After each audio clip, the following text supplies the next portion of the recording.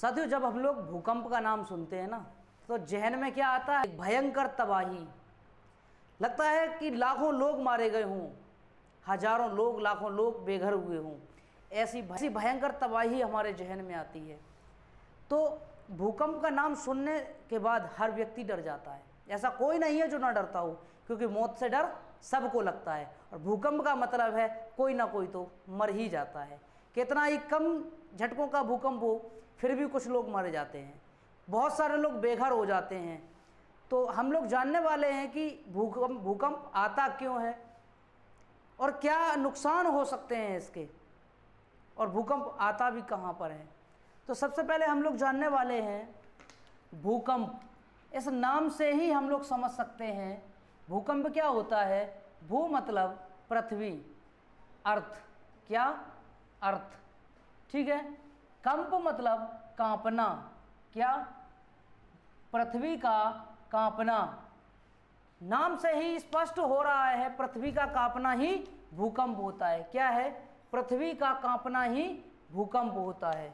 अब जो है भूकंप हमारा पृथ्वी के ऊपर जब आता है, तो पृथ्वी क्या है? हमारी कई तरह की चट्टानों से मिलकर बनी है। क्या?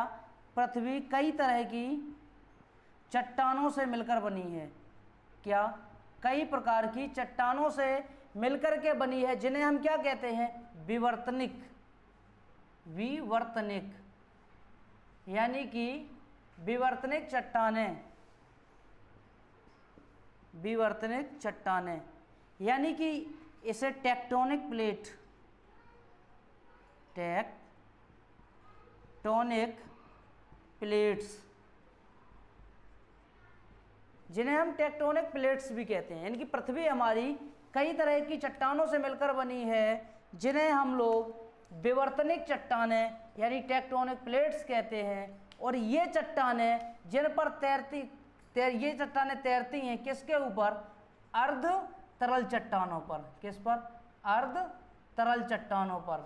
और इन अर्ध तरल चट्टानों को हम लोग क्या कहते हैं? मेंटल। क्या कहते हैं?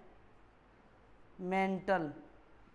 इन अर्ध तरल चट्टानों को हम लोग मेंटल कहते हैं। क्या कहते हैं? मेंटल कहते हैं। इन्हीं अर्ध तरल चट्टानों को हम लोग मेंटल कहते हैं। तो अब हम लोगों ने ये चीज़ समझी, पृथ्वी क्या है? कई तरह की चट्टानों से मिलकर के बनी है, जिन्हें हम लोग विवर्तनिक चट्टानें कहते हैं, यानी कि टेक्टोनिक प्लेट्स कहते हैं।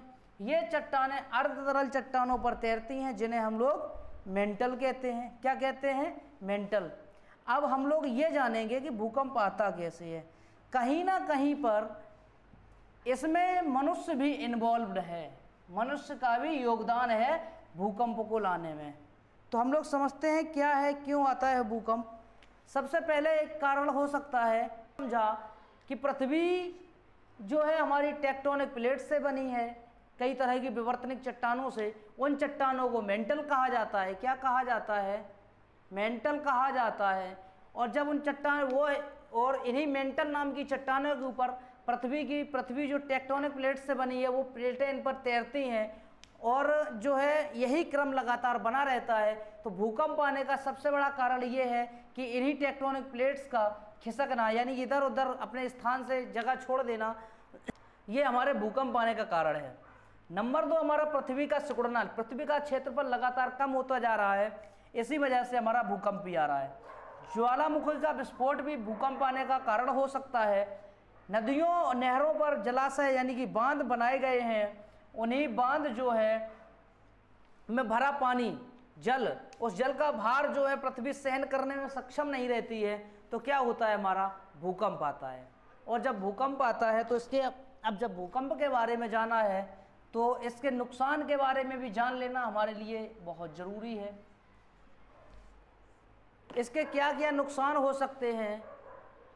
लोग बेघर हो जाते हैं। क्या होता है?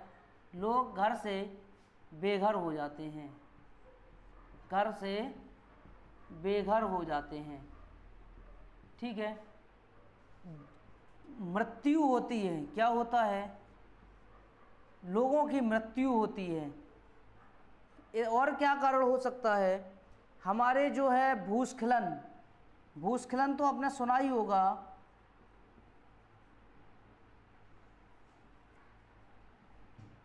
भूस्खलन मृदा का फटना, ये भी हो सकता है। और क्या हो सकता है, हमारी संचार व्यवस्था, क्या हो सकता है, संचार व्यवस्था, यातायात व्यवस्था,